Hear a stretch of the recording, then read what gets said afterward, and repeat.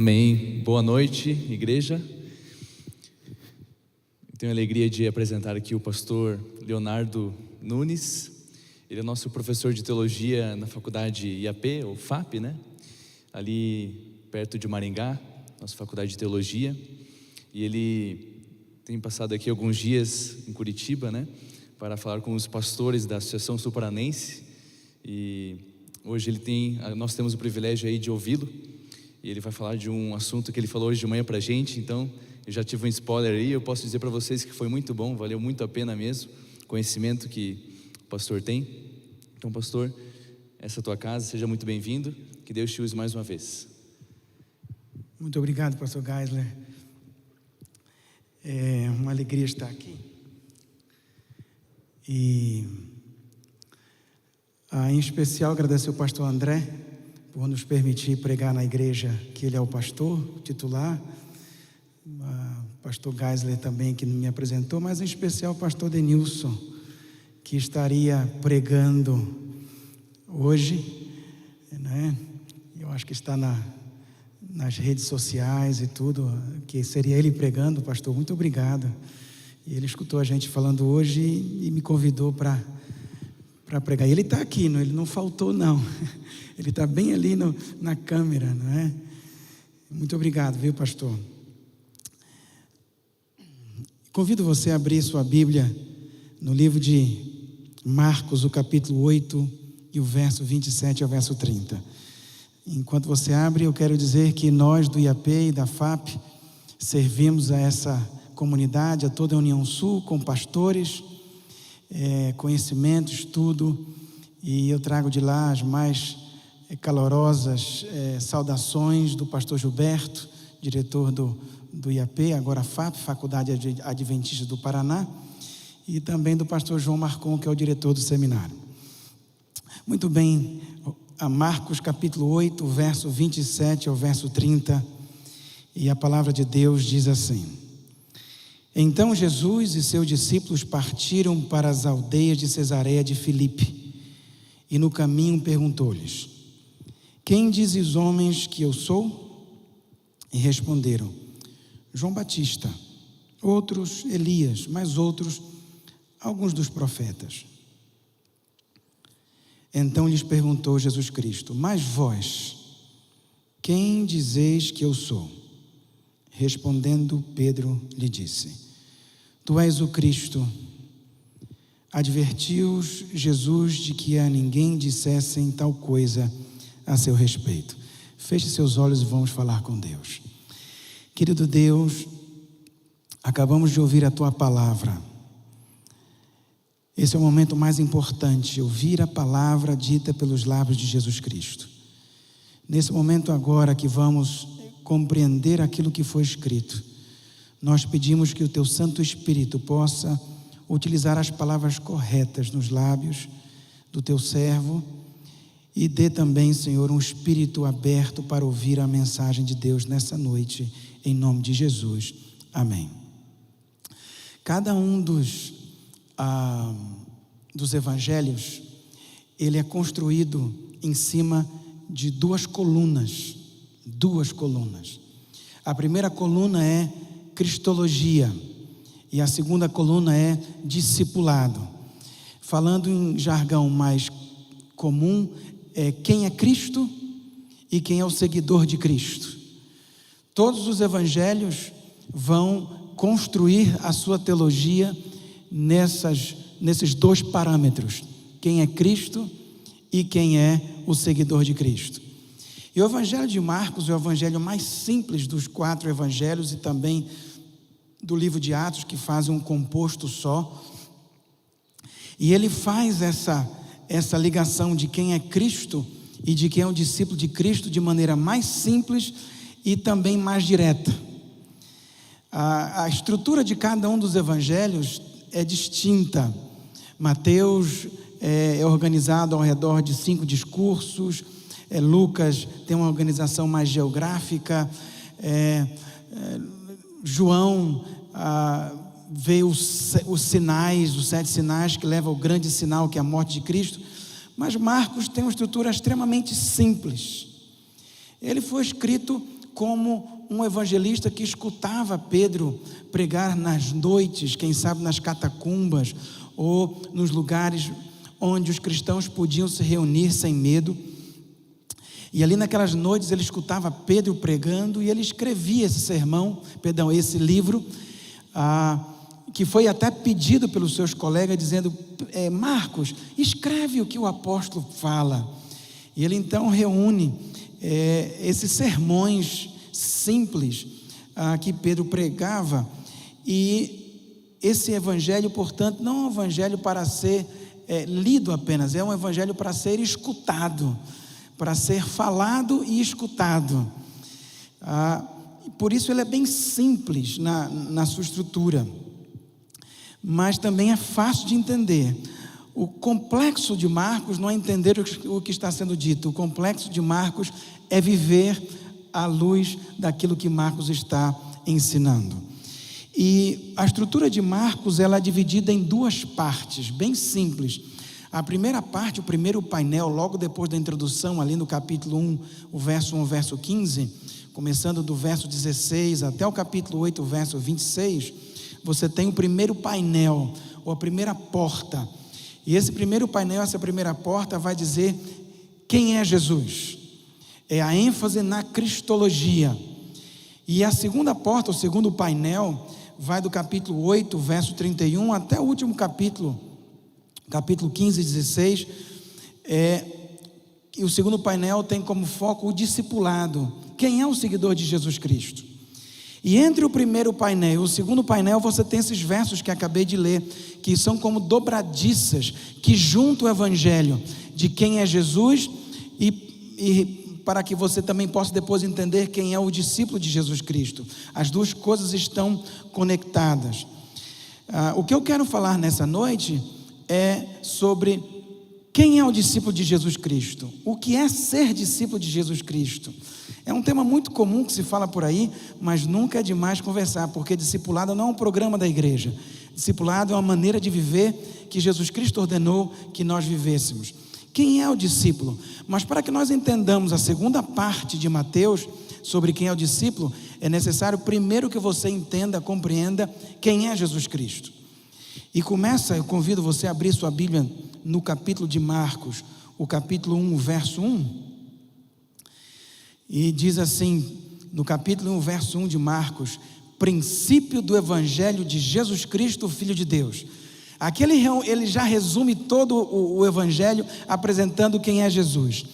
A primeira coisa que você vê sobre Cristo aqui é o primeiro nome dele, o nome próprio, Jesus. Jesus significa Jeová é salvação. Era um nome comum naquela época. Josué é uma maneira portuguesa de falar do mesmo nome Jesus. Não há distinção nem no grego, no hebraico, para esses dois nomes. Jeová é salvação, e Yehoshua, ou o diminutivo Yeshua em hebraico. Jeová é salvação. Esse é o nome comum onde as pessoas, ao verem aquela criança, se lembravam do Deus que salva. O nome Cristo não é um sobrenome de Jesus Cristo. É um título, é um código especial para dizer que esse Jesus, diferente de todos os outros Jesus que estavam na vizinhança, era o Cristo, era o Messias, era o ungido de Deus, prometido por Deus desde Gênesis. Então, você já está começando a saber quem é Jesus. E o que vai resumir quem é Jesus de maneira especial no Evangelho de Marcos é essa última expressão, Filho de Deus. Ele não é apenas um homem, Jesus, que lembra que Jeová é salvação, ou o Messias prometido, filho de Davi, quem sabe descendente de um homem, para alguns que pensam assim, mas Marcos vai dizer que Jesus é Deus como é Deus o seu Pai. Ele é filho de Deus nesse entendimento de Salmo capítulo 2, o verso 7, onde o rei chamava o seu filho entronizado como: tu és meu filho, hoje te gerei. Não que o filho fosse gerado naquele momento, mas que o filho era Deus, o filho era rei, como seu pai era rei. Fala de filiação e não de inferioridade. E esse tema de Jesus Cristo como Filho de Deus é um tema central da cristologia, ou de quem é Jesus Cristo no Evangelho de Marcos. Ele vai no primeiro verso e também até o último capítulo. Você vê isso sendo traduzido através da boca de um centurião romano que estava ali na crucifixão de Cristo, foi encarregado de liderar aquela crucifixão. E o centurião romano, um gentil incircunciso, olha para aquele homem na cruz, todo desfigurado, e diz: esse é o Filho de Deus. Primeira coisa, quem é Jesus Cristo? Ele é o Filho de Deus. Uma outra coisa interessante sobre quem é Jesus Cristo, no livro de Marcos, é o testemunho que João Batista dá sobre ele. Ele diz assim, que ele batizava com água, mas vem aí alguém que não sou digno de desatar as sandálias dos seus pés. E ele diz: eu vos batizo com água, mas ele vos batizará com o Espírito Santo e com fogo. No verso seguinte, eu vou dar uma passada geral nesses versos, nesses 30 minutos que eu tenho, agora são 25. Jesus então vai para o Rio Jordão para ser batizado, e o Espírito Santo está ali presente, e ele ouve uma voz do céu, as pessoas ouvem uma voz do céu dizendo: tu és meu filho amado em quem me comprazo. O próprio Pai reconhece a Cristo não apenas como um filho, mas como filho amado. Esse é Jesus Cristo. Você vai para o verso 12, ainda estou falando apenas da introdução. No verso 12, você tem um Espírito Santo que impele Cristo para ir ao deserto. E esse deserto aqui não é apenas um lugar de areia e sol. Deserto, na linguagem original, pode significar um lugar esmo, ou ermo, não é? Quem sabe o deserto da Judeia, que até hoje existem lugares onde você encontra rio, vegetação, mas ele foi para esse lugar. E a linguagem do verso 12 e do verso 13 é uma linguagem que nos remete ao jardim do Éden. Você tem aí anjos, você tem feras, você tem Satanás, e você tem uma coisa que é tentação. E é interessante que quando você lê Mateus e Lucas, parece que Jesus só foi tentado 3 vezes. Mas quando você lê Marcos, você vê que Cristo Jesus foi tentado durante 40 dias. É o que diz o verso 13, onde permaneceu 40 dias sendo tentado. E aqui diz que estava com as feras. Um eco, é uma alusão ao momento do jardim do Éden, onde Adão e Eva falharam. Em uma tentação eles falharam, e Cristo em 40 dias foi tentado, mas Cristo Jesus venceu. Faz essa comparação, não é? Tão bonita. Quem é Jesus Cristo? Jesus é o Cristo, o Messias, Filho do Deus Altíssimo, Filho amado de Deus, alguém superior a João, não é? Que batiza com o Espírito Santo, aquele que e muito embora tenha sido tentado durante 40 dias numa situação muito mais adversa que Adão, mas Jesus Cristo é aquele que venceu. É uma mensagem maravilhosa que ele fala. Uma outra coisa, no verso 14 e verso 15, Jesus Cristo é aquele que prega, é aquele que proclama o evangelho do reino. E ele diz aqui de maneira sumarizada, não é? O tempo está cumprido, o reino de Deus está próximo, arrependei-vos e crede no evangelho. Jesus Cristo é alguém que proclama o evangelho da salvação. Não é um ser almofadinha, sentado num banco, esquentando, não é, a cadeira, sem fazer nada pelo evangelho. Pelo contrário, ele é alguém de ação. E esse alguém de ação que proclama o reino, proclama o evangelho, convida as pessoas a se arrependerem, a crerem.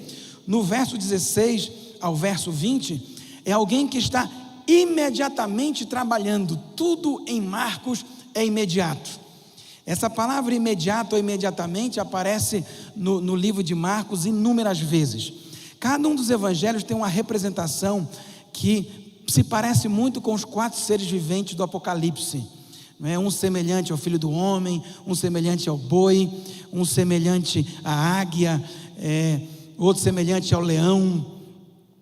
E Mateus é o Deus rei, o Jesus Cristo rei, semelhante ao leão. Em Lucas é o filho do homem. Em João a águia. Em Marcos é o boi. É aquele que trabalha o tempo inteiro, que não se cansa, que está sempre no arado, sempre trabalhando e num ritmo frenético, sem parar, não é? Fazendo com que haja fruto na terra. É o Cristo aqui de Marcos. Imediatamente Jesus não para. Jesus, parece que quando você lê ou ouve alguém lendo, eu tive o privilégio de, numa sexta-feira à noite, um dos nossos professores nos convidou para um pôr do sol na casa dele, e o culto foi isso. Alguém lia o Evangelho de Marcos e a gente escutava. E quando você escuta o Evangelho, parece que a gente não para respirar, que Jesus não para, é incessante. Eu chamo no popular de Evangelho Indiana Jones, não é? Está sempre o tempo inteiro acontecendo alguma coisa. Esse é Jesus Cristo. E Jesus Cristo diz no verso 20, quando vê os seus primos, Tiago e João, ele logo chama, imediatamente chama. E com a resposta, e logo os seguiram. E vejam, não é fácil seguir Jesus imediatamente nesse contexto. Muito embora Tiago e João fossem primos de Jesus por parte de mãe, Tiago e João tinham uma companhia de pesca. Eles não eram pobres e letrados, como muitas pessoas pregam por aí. Tiago, João, o seu pai Zebedeu, Pedro, André, tinham uma companhia de pesca, e aqui diz que eles tinham empregados nessa companhia. E Jesus chega enquanto eles estão remendando a rede, e Jesus olha para eles e imediatamente diz: me sigam. E eles deixam tudo para trás, emprego, trabalho, família, e vão seguir Jesus Cristo. Imediato. Esse é o Cristo de Marcos, um Cristo irresistível. E continua falando, verso 21 em diante: quem é Jesus Cristo? É aquele que tem poder, não apenas para resistir à tentação, lá dos 40 dias no deserto, mas ele também tem poder sobre os demônios. Quem já viveu em lugares como Rio Grande do Sul ou Bahia, onde tem muito candomblé, já teve embate direto com pessoas possessas. Nós nunca vamos trabalhar com essa pessoa no poder do pastor Leonardo. Nós sempre vamos no poder e no nome do Senhor Jesus Cristo. Porque esse Cristo, ele tem o poder sobre as hostes satânicas. Esse é o Cristo de Marcos. E Jesus Cristo disse simplesmente para o homem: cala-te e sai desse homem. E o inimigo saiu, porque Jesus tem poder. Esse é o Jesus de Marcos. E agora no verso 20, 29 em diante, esse Cristo não tem poder apenas sobre os anjos maus, mas ele tem poder sobre as enfermidades, as doenças. Ele cura a sogra de Pedro. Não é? Que bênção, as sogras aqui podem ver que Jesus as ama de maneira especial, não é? E no verso 33 em diante, ele vai fazendo outras curas, e Jesus, depois das curas, ele vai orar, e depois da oração ele desce a montanha e faz mais coisas, expele demônios e cura leprosos. A doença mais terrível daquela época era a lepra, né, onde as pessoas eram simplesmente rejeitados como pecadores e párias da sociedade.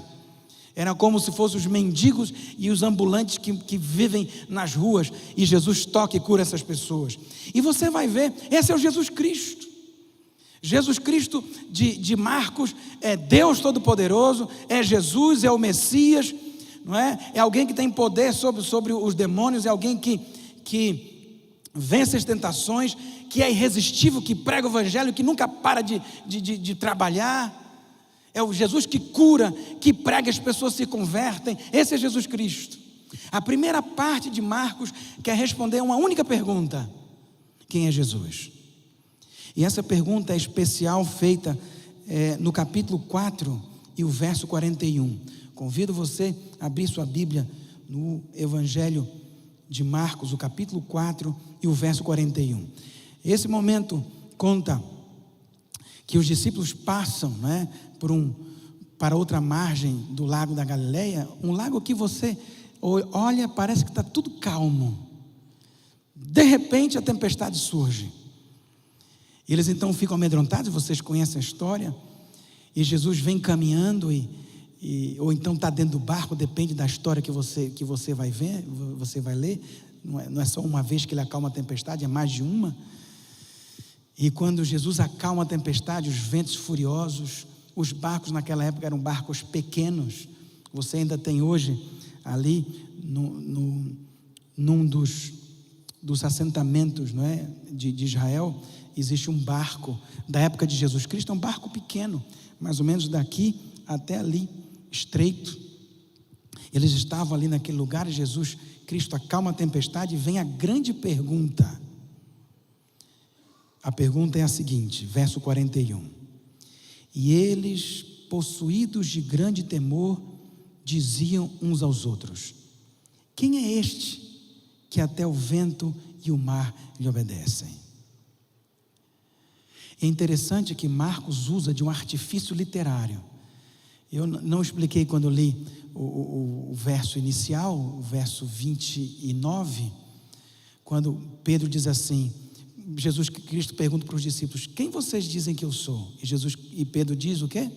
Tu és o quê? O Cristo. Mas quando você vai para Mateus, a frase é completa. Tu és o Cristo o quê? O Filho do Deus vivo. Aqui em Marcos, você esperaria que ele colocasse isso, porque a ênfase de Marcos é em Jesus Cristo, o Filho de Deus. Mas ele não coloca essa frase, porque Marcos, ele usa um artifício literário, de alguém que fala para outro escutar. Ele fala e espera que as pessoas complementem. Ele escreve e espera que os seus ouvintes e os seus leitores complementem. Tu és o Cristo, e os leitores deviam complementar com o quê? O Filho do Deus vivo. E aqui a mesma coisa. Ele coloca essa pergunta dos discípulos, que diz assim: quem é este que até o vento e o mar lhe obedecem? E qual a resposta que ele espera de mim e de você? Que você reconheça que Jesus Cristo é o Filho de Deus. Essa é a pergunta feita no momento especial, porque eles já haviam visto Cristo como o contador de parábolas, o pregador, o que tem poder sobre a enfermidade, sobre o mal, e tudo isso que eu já falei. Mas eles veem agora o Cristo com poder sobre a natureza. Eu conheço uma outra pessoa que ora a Deus e pede: Senhor, eu preciso caminhar agora, o Senhor, por favor, para de chover só um momentinho para eu caminhar, e depois pode voltar a chuva, porque eu preciso,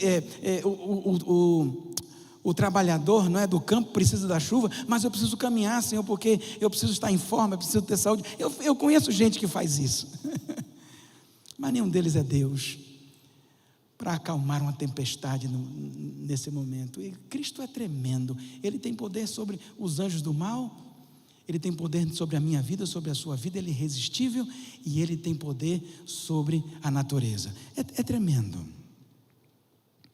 Tem mais coisas para a gente conversar, mas o tempo urge. E vamos voltar ao centro do Evangelho, capítulo 8 e o verso 27. Depois que os discípulos ouvem, veem, convivem com Cristo durante mais de 3 anos, chega um momento crucial. A primeira parte do Evangelho são 3 anos, a segunda parte do Evangelho são 1 semana, ou um pouquinho mais do que isso. Jesus então faz a pergunta crucial: você, quem você diz que eu sou? Quando os apóstolos, em especial Pedro, faz a resposta correta, ele diz: tu és o Cristo, e o que a gente completa? O Filho do Deus vivo.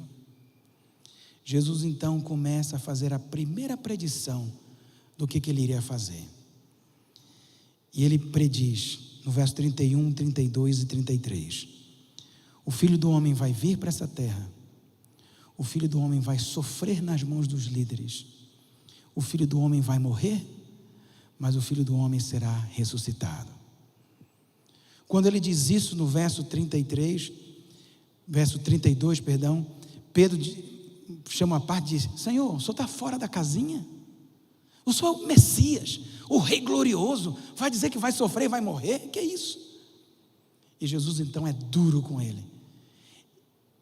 Pedro reprova a parte, mas Jesus Cristo fala no meio da multidão, chama Pedro, olha para os discípulos e diz: arreda-te, Satanás, porque não cogita das coisas de Deus, e sim das coisas dos homens. Quando os discípulos reconhecem que Jesus Cristo é o Deus Todo-Poderoso, Jesus Cristo então fala qual é a sua missão. Ele diz: eu vim para sofrer, morrer e ressuscitar. Nesse momento, nós começamos a entender o que é discipulado no Evangelho de Marcos, quando Jesus Cristo fala no verso 34. Então, ou seja, faz uma ligação com o que foi falado antes e o que vem agora. Se vocês reconhecem que Jesus Cristo é o Filho de Deus, irresistível, pregador inefável, e vocês sabem e entendem que Jesus Cristo não veio para ser um rei desse mundo terrenal, mas veio para ser salvador, servo das pessoas, ele então diz assim, verso 34: então, convocando a multidão e juntamente os seus discípulos, disse-lhes: se alguém quer vir após mim, a si mesmo se negue, tome a sua cruz e siga-me. Quem quiser, pois, salvar a sua vida, perdê-la-á. E quem perder a vida por causa de mim e do Evangelho, salvá-la-á. Que aproveita o homem ganhar o mundo inteiro e perder a sua alma? Que daria um homem em troca de sua alma? Porque qualquer que nesta geração adúltera e pecadora se envergonhar de mim e das minhas palavras, também o Filho do Homem se envergonhará dele, quando vier na glória de seu Pai com os santos anjos. É isso aqui. Duro, mas é verdade. Essa história de que aceitar Jesus Cristo é parar com sofrimento é mentira. Chamado ao discipulado em Marcos é um chamado à vida de sacrifício e de serviço. Pastores dessa igreja, líderes dessa igreja, obreiros dessa igreja, irmãos dessa igreja, escutem: Deus não chamou você da vida mundana para vir para essa igreja para ter uma vida de paz e tranquilidade, porque Ele disse: Ele que é o Rei dos Reis, Senhor dos Senhores, Rei do Universo, Capitão dos Capitães, veio a essa terra, se transformou em ser humano para sofrer e morrer por você. Quem é você, reles mortal, para fazer diferente? Você foi convidado por Jesus Cristo para ser discípulo dele, e Ele diz: meu discípulo dá vida como eu dou pelos outros. Eu dou por eles, você discípulo dá por mim também. Escute, se você não tiver coragem de dar a sua vida por mim, quando eu voltar, eu também vou ter vergonha de você. Queridos, isso é bíblico. Essa história de que pare de sofrer. Meu sogro pastor, 35 anos, homem de Deus, baixinho, mas quando ficava de pé de frente à sua igreja, não importava o tamanho dela, nem criança chorava pelo respeito daquele homem de Deus. Se aposentou em dezembro. Quando foi em fevereiro, soube que estava com câncer nos ossos, mieloma, morreu numa vida trágica. Não morreu porque foi pecador, morreu porque foi fiel. Meu pai também, depois de se aposentar, depois de 42 anos de ministério, 2006, fundou mais 2 igrejas, do piso ao teto e cheio de gente. Morreu de maneira trágica no hospital em Salvador, também no mesmo câncer que meu sogro. Quem foi que disse que aceitar Jesus Cristo é vida de bonança? João Batista, primo de Jesus Cristo, morreu decapitado. Tiago, primo de Jesus Cristo, foi o primeiro apóstolo a ser decapitado. Chamado ao discipulado é um chamado à vida de serviço e abnegação. Nos 7 minutos que me restam, eu quero que você veja o restante do que Jesus Cristo fala, do como Marcos conta a história. Jesus repete esse mesmo convite ao discipulado 3 vezes. Ele repete 3 vezes esse ensino de Cristo dizendo que vai morrer. E logo depois que Jesus Cristo fala que vai morrer, Marcos coloca uma história depois como reação a isso que Cristo Jesus fala. A segunda vez está em Marcos, o capítulo 9. Eu vou mostrar para vocês vão entender. O verso 30, capítulo 9, verso 30. Jesus prediz seu sofrimento, Jesus prediz sua morte. Ele faz isso 3 vezes, e cada uma das vezes, logo depois que Jesus prediz o seu sofrimento e morte, Marcos coloca uma historinha para falar como os discípulos estão vivendo, qual a realidade deles. Jesus Cristo diz: eu vim para sofrer, vim para morrer, vou ressuscitar. Isso é o verso 31 e 32. No verso 33, o que é que os discípulos estão conversando? Quem é o maior no reino dos céus? Não foi à toa que Marcos colocou. Ele está representando o que você e eu queremos. Muitas vezes nós buscamos cargo, importância. Eu já fui pastor em uma igreja em que havia luta para ver quem era o principal da igreja. Sem um salário, as pessoas querem o valor pessoal. E Marcos coloca isso aqui.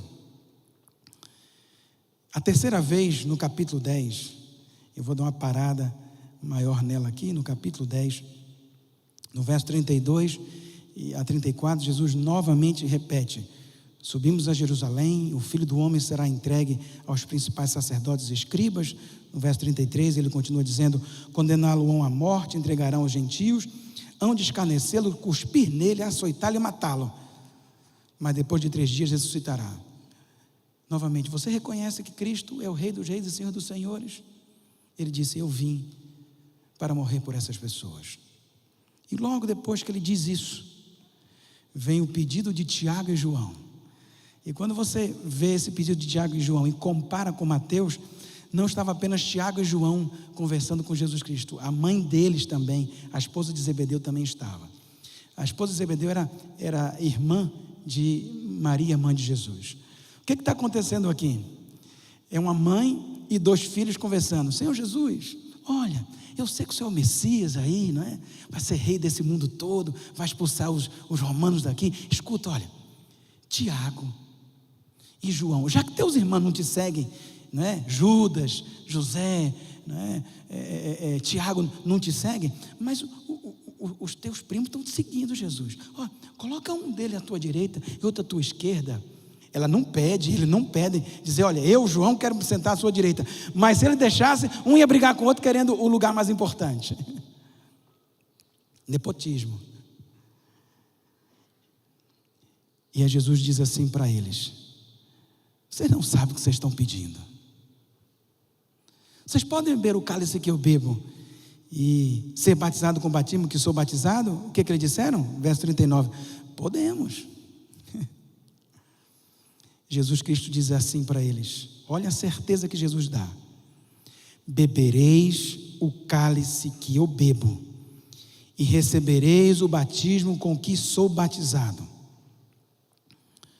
Quanto a sentar à minha direita ou à minha esquerda, não me compete concedê-lo, porque é para aqueles a quem está preparado. Ele diz: sofrer, eu sei que você vai sofrer. Isso está garantido. Agora, ter um lugar de poder no meu reino não pertence a você nem a mim, isso pertence ao Pai. Me segue. Me segue. Sofrer você vai sofrer. E ali estava Tiago, que seria o primeiro apóstolo a ser martirizado por mando de Herodes, decapitado. O que acontece, a reação dos colegas ouvindo isso, se indignaram, ficaram com raiva, com ira. E Jesus então chama os 12 e dá a lição central sobre discipulado no Evangelho de Marcos. Ele diz assim no verso 42 em diante, até o verso 45 eu vou ler tudo. Mas Jesus, chamando-os para junto de si, disse-lhes: sabeis que os que são considerados governadores dos povos têm-nos sob seu domínio, e sobre eles os seus maiorais exercem autoridade. Mas entre vós não é assim. Pelo contrário, quem quiser tornar-se grande entre vós, será esse o que vos sirva. E quem quiser ser o primeiro entre vós, será servo de todos. Você já viu muitos livros sobre isso. É fácil entender. O modelo de liderança cristã é um modelo baseado no serviço e na abnegação. E ele diz: não é como os governadores romanos. E deixa eu te contar um segredo. O modelo de governança romana perdura até os nossos dias de hoje, aqui na nossa América Latina. Esse padrão piramidal, de que lá na ponta, lá no alto está o imperador, e todos os demais dependem dele, não é? E o rico poderoso manda em quem está embaixo. Essa estrutura romana vem até os nossos dias através da coroa, né, espanhola e portuguesa, que herdou essa cultura, né, dos romanos e traz para a gente hoje. E hoje a gente quer e tem como ideia de líder aquele sujeito fortão, dominador, às vezes autoritário, seguro, que sabe para onde vai.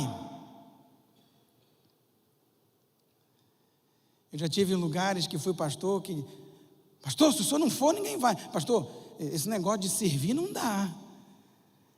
Líder não pode ser banana. Está sempre no... Não, pastor, passa a fila e vai lá na frente pegar comida antes dos outros.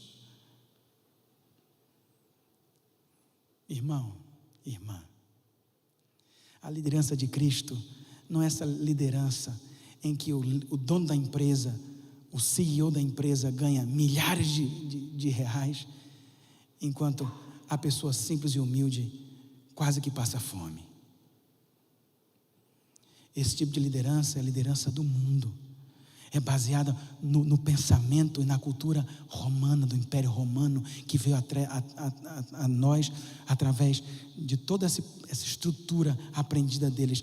Essa não é a estrutura de liderança de Jesus Cristo. Ele é muito claro em dizer assim, verso 43, mas entre vós não é assim. Pelo contrário, é o contrário. Eu termino com o verso 45 dizendo que o modelo de liderança seu e meu, o modelo de discipulado, de discipulador e de discípulo, que o livro de Marcos e a mensagem de Deus para você nessa noite é a seguinte, verso 45, pois o Filho do Homem não veio para ser servido, mas para servir e dar a sua vida em resgate de muitos. É isso aqui. Se Cristo Jesus, que é o Rei do Universo, fez o que fez, quem sou eu para fazer diferente?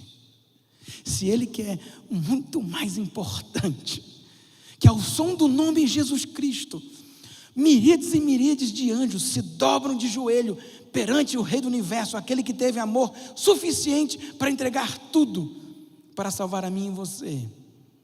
Quem sou eu e você para ser e querer alguma coisa de diferente? Irmãos, cada respiração que nós temos é uma dádiva divina de graça, porque o que nós devíamos estar era mortos por causa dos nossos delitos, mas por causa do grande amor com que o Senhor Cristo tem nos amado, Ele nos dá vida e quer que nós tenhamos vida em abundância. Qual a tua resposta? Simples: Senhor, eis-me aqui, que eu seja um discípulo teu e aceite o teu desígnio, o teu mandado para a minha vida. Senhor, se é para viver uma vida de bonança, eu vou viver. Mas se o Senhor quiser que eu sacrifique a minha vida e tenha a abnegação da minha vida, eis-me aqui, Senhor. Eu quero seguir os passos de Jesus Cristo. E quando você lê o livro de Atos, você vê Pedro e os demais apóstolos se regozijando pelo privilégio que tiveram de ser açoitados pelo nome de Jesus Cristo. Querido, pela graça de Deus e pelo poder do Espírito Santo, eu quero ser mais semelhante a Jesus Cristo e ser um líder como Jesus Cristo foi.